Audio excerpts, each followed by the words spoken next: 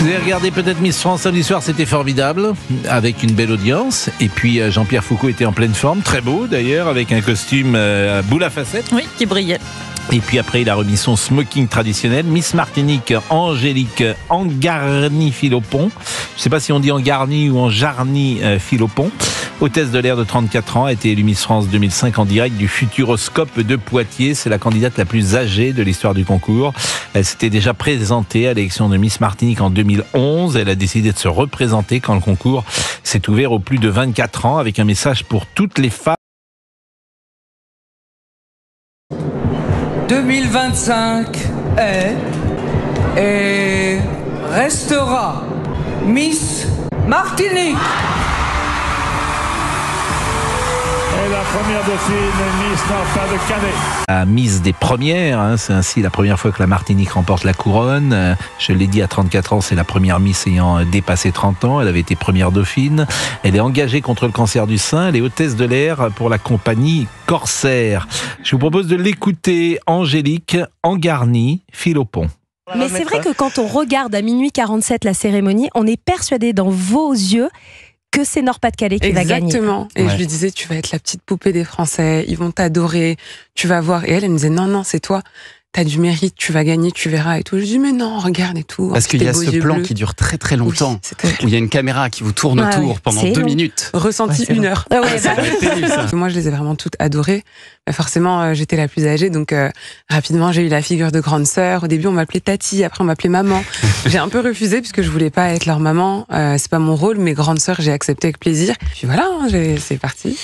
Et puis il y a une prise de parole qui a marqué le public. Ça, vous l'avez entendu, c'était dans Culture Média avec notre ami Thomas Hill et Anissa Dadi il y a quelques instants. Et sa prise de parole, donc, qui a marqué le public samedi soir lors du concours, quand elle était parmi les 15 demi-finalistes. Mesdames, messieurs, laissez-moi vous conter une petite histoire. En 2011, une jeune femme âgée de 20 ans a terminé première dauphine du concours Miss Martinique. Aujourd'hui, c'est cette même jeune femme de 34 ans qui se tient debout devant vous afin de représenter la Martinique, sa diaspora, ainsi que toutes les femmes à qui l'on a dit un jour que c'était trop tard. Que c'était trop tard, et ce matin, elle est revenue, bien sûr, sur cette phrase, toujours dans Culture Média. Cette phrase a été écrite la veille. En fait, j'ai écrit mon discours depuis que j'ai remporté la couronne de Miss Martinique. Et mon discours était déjà prêt. J'ai eu un professeur d'éloquence. Donc moi, j'avais déjà préparé toute ma trame. Et puis, il a juste recorrigé quelques fautes de syntaxe. Et puis, j'arrêtais pas de dire mon discours dans la douche. Et quand je disais, la Martinique, sa diaspora, ainsi que toutes les femmes. Et je me disais, il manque un truc. Et en fait, je me disais, bon, c'est peut-être un peu prétentieux de parler au nom de toutes les femmes, parce que peut-être que toutes les femmes ne se reconnaissent pas forcément en moi, j'entends, mais toutes les femmes à qui on a dit qu'il était trop tard. Et vraiment, c'est vraiment venu très spontanément. Et j'ai envoyé ça à une de mes copines, et elle a crié dans le téléphone, c'est ça que tu dois dire, c'est ça que tu dois dire. Mais on vous a dit quand qu'il était trop tard ? Ah, mais quand, à quelle occasion ? Quand je dis que je veux faire des enfants plus tard, c'est trop tard. Quand je dis que j'ai toujours pas eu d'appartement, que je suis toujours pas propriétaire, c'est trop tard. Que je veux refaire le monde des Miss, oui, mais à 34 ans, qu'est-ce que tu vas faire dans le monde des Miss ? Mais laisse ça aux plus jeunes. J'ai pas de copains ou quoi que ce soit. Pourquoi t'as pas de copains ? Et pourquoi ? Mais c'est trop tard, etc. Non, mais ça, c'est vrai. Ça, c'est une leçon. Il n'est jamais trop tard. Il est même souvent trop tôt. Mais il n'est jamais trop tard dans toutes nos vies, ni pour l'amour, ni pour le travail, ni pour réaliser un film, ni pour écrire un roman, ni pour refaire n'importe quoi. Il n'est jamais trop tard. Je vous propose en revanche d'écouter quelques extraits des discours des 15 demi-finalistes, parce que c'est vrai, cher Laurent Tessier, qu'on a parfois l'impression que c'est un meeting politique. Chacun sort ses plus belles citations, ça part dans tous les sens, chacune a des combats, c'est formidable. Mais c'est vrai qu'il y a une volonté, parce que dans le temps, on présentait parfois les Miss comme uniquement intéressés par la beauté ou par des choses futiles, et qu'il y a une tendance depuis de nombreuses années à parler de choses qui sont plus sérieuses. Je ne sais pas si c'est un bien ou pas, mais je le remarque comme tout à chacun. Écoutons. Ce que nous sommes, ce que nous faisons, parle plus fort que ce que nous disons. Merci. Toutes les femmes à qui l'on a dit un jour que c'était trop tard. Oscar Wilde le disait d'ailleurs, la beauté réside dans les yeux de celui qui regarde. Oui, la beauté, je crains que ce ne soit pas vrai, que la beauté, hélas, elle a quelque chose d'objective, et elle est peut-être le plus grand scandale, en tout cas le plus visible, et la plus belle injustice, la plus grande des inégalités. Parce que ceux qui sont frappés de cette beauté traversent la vie d'une manière peut-être différente des autres. Je ne sais pas ce que vous en pensez, peut-être Géraldine. plus facilement, vous pensez que les je pense avec ce sentiment, je parle de la très grande beauté, je parle de ces jeunes femmes qu'on a vues l'autre soir, qui sont quand même d'une beauté tout à fait exceptionnelle. Alors je veux bien qu'on m'explique que ça peut être un handicap, que les uns et les autres peuvent être jaloux de cette beauté, que faut s'en méfier, mais mieux vaut avoir ce physique-là que quelque chose de moins gracieux, forcément. Je pense que nous sommes avec Cédric. Cédric de Bourg-en-Bresse. Bonjour Cédric. Bonjour Pascal et bonjour à tous. En même temps, on peut très bien vivre sans être Sharon Stone toute sa vie, et bien évidemment, ou Alain Delon. Nous en faisons quotidiennement l'expérience, cher Cédric. Oui, tout à fait. Mais moi, j'ai pas du tout le même avis. Moi, je pense que c'est l'inverse. La beauté, pour moi, c'est subjectif dans le sens où, ça, c'est une phrase de Miss France, mais la beauté est dans les yeux de ceux qui regardent. Vous trouvez ? Ah, je trouve. Alors après, sur le concours Miss France en tant que tel, je suis pas fan. J'aime pas du tout. J'aime pas ce système de concours. Et ce qui me dérange, au fait, alors elle est très belle, notre Miss France. Moi, j'aurais pas voté pour elle, par exemple. Elle est très belle. Hein. Voilà, encore une fois. Elles sont toutes d'ailleurs très belles. Elles sont toutes très belles. Oui, mais elles sont toutes très belles. Non, mais moi, ce qui me dérange, j'ai l'impression que ce concours, il est plus, il est un peu orienté, au fait. L'année dernière, on avait des cheveux courts, on va voter pour une cheveux courts. Cette année, on a quelqu'un qui a plus de 30 ans, parce que depuis maintenant on autorise, etc. Alors on va voter pour quelqu'un de plus de 30 ans. Le fait que le jury soit 100% féminin, ça me dérange aussi. En fait, j'ai l'impression qu'il n'y a plus rien d'objectif là-dedans. C'est tout orienté. C'est-à-dire que j'ai l'impression que le public avait voté pour Miss Pas-de-Calais. Nous sommes d'accord, Laurent Tessier. Miss Nord-Pas-de-Calais. Mais alors, qu'est-ce qui fait la différence? C'est-à-dire que le jury a plus de voix que le public? Le jury avait désigné Miss Martinique en premier, donc elle a obtenu la totalité des points, et le public avait désigné Miss Nord-Pas-de-Calais. Mais ça ne m'étonne. Alors, écoutez, vous savez ça, c'est la différence qu'il y a entre la déconnexion entre l'espace médiatique et le public. Je suis pas du tout étonné, parce que elle est très belle, hein, évidemment, cette dame de 34 ans, elle est vraiment très belle. Mais c'est presque un choix politique de désigner une femme de 34 ans plus qu'une femme de 22. Il y a donc dans l'espace médiatique, les choix sont politiques et parfois idéologiques. Alors ça n'enlève rien à la beauté évidemment de cette jeune femme. 34 ans, on est encore une jeune femme, me semble-t-il. Mais c'est un signal qu'on veut envoyer, que veut envoyer un espace médiatique, en l'occurrence ce jury.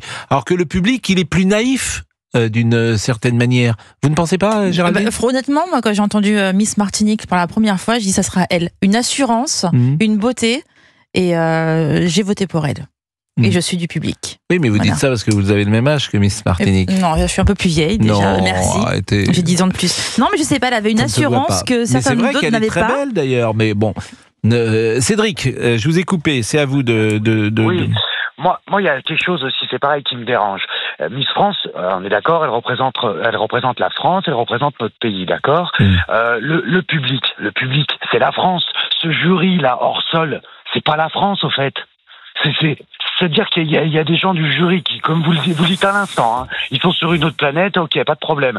Mais c'est eux donc qui ont le mot final. Miss France, ça représente la France, c'est le public qui devra avoir le dernier mot.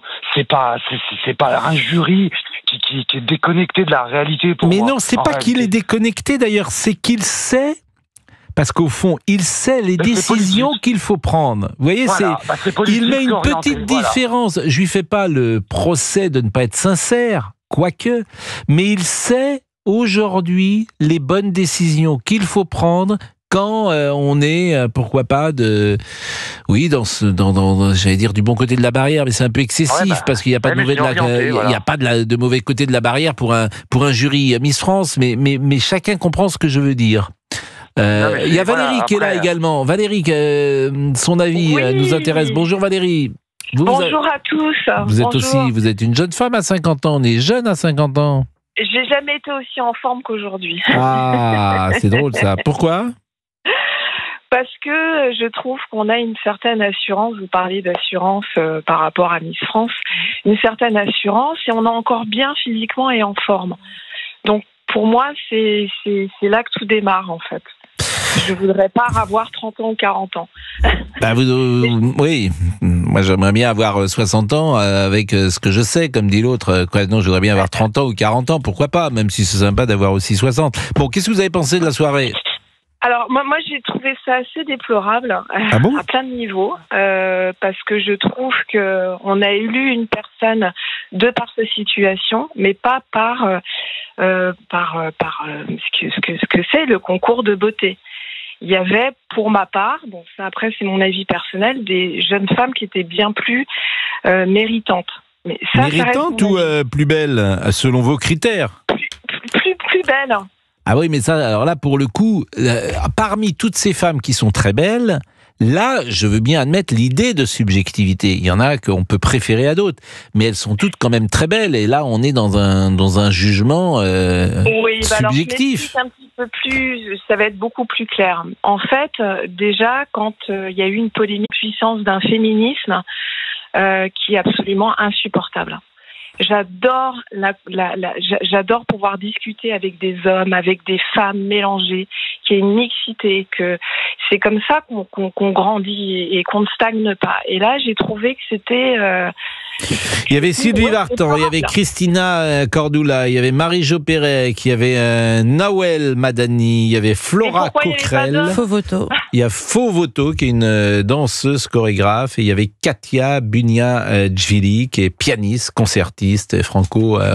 Oui, c'est super, c'est formidable, je les aime toutes ces femmes. Pourquoi ? Là aussi, c'est un signal qu'on veut envoyer. Sur la montée des féminismes, Michel Sardou en parlait sur M6 ce week-end, je veux bien qu'on l'écoute. Les organisations féministes ont fait que les hommes et les femmes sont face à face, d'être ensemble. Il y a tellement d'interdits. Je trouve que les relations sont difficiles, sont gênantes. J'imagine un enfant de 20 ans maintenant allant draguer tranquille le samedi soir. C'est dur, c'est plus dur qu'avant. Moi, de mon temps, c'était un paradis.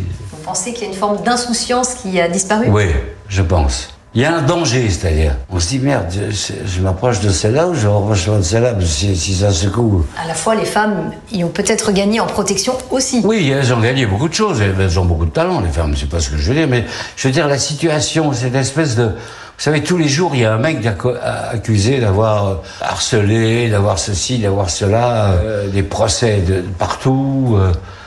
Ça me dérange un peu. Ça me dérange un peu.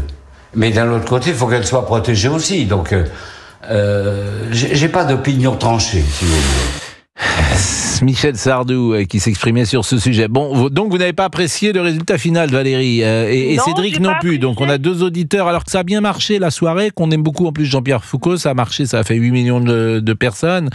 Qu'est-ce que vous voulez ? On ne peut pas contenter tout le monde, mais je pense qu'il y a beaucoup de gens qui étaient satisfaits, puisque l'audience était au rendez-vous. Oui, mais je pense que c'est pas la majorité des gens. Vous avez regardé, vous, toute la soirée ? Alors, je me suis endormie parce que jusqu'à minuit, bon, en plus j'avais travaillé et tout ça, donc à 11h j'ai dû piquer du nez. Mais vous voyez, Jean-Pierre Foucault, vous étiez avec qui ? C'est un monument de la télévision. Ah oui, c'est un monument, Jean-Pierre. Vous étiez avec qui samedi soir devant votre télé ?